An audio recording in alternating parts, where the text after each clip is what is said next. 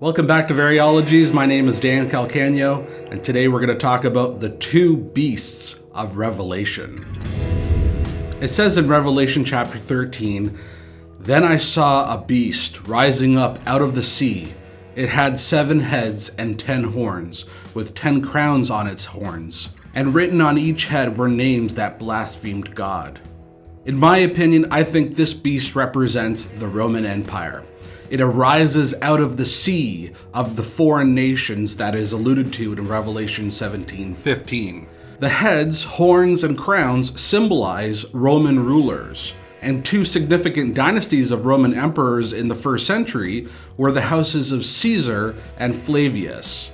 These emperors symbolized blasphemy toward God. John continued saying, "This beast looked like a leopard, but it had the feet of a bear and the mouth of a lion. And the dragon gave the beast his own power and throne and great authority." In the book of Daniel, Babylon, Medo-Persia, and Greece were depicted as a lion, bear, and leopard, respectively. So I think this imagery is indicating that the Roman Empire embodies all of these characteristics in its opposition to God's kingdom.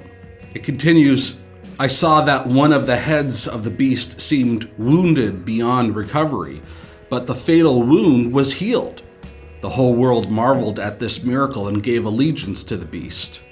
It's possible that this refers to the death of Nero, and then the fact that not long afterwards, even though there was a time of chaos, the Flavian dynasty was established, which restored stability to the empire.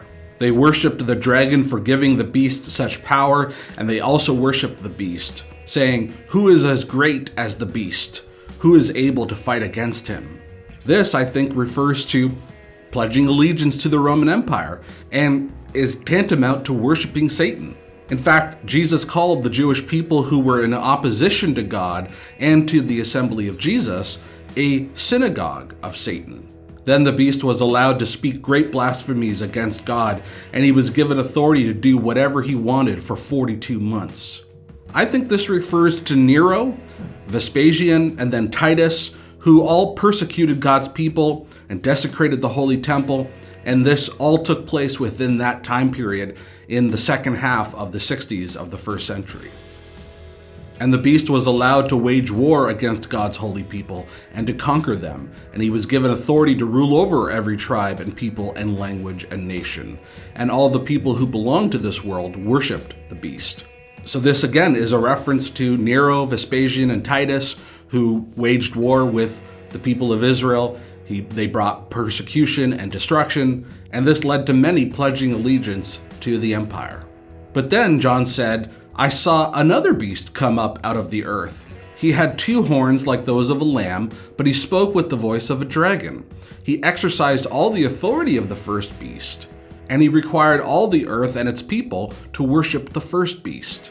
So a second beast then comes up out of the earth, and the word earth could be translated as land, representing the land of Israel. Therefore, I think this beast likely represents the corrupt Jewish leadership in Israel. They appeared to be righteous, but they were actually aligned with Satan and the Roman Empire.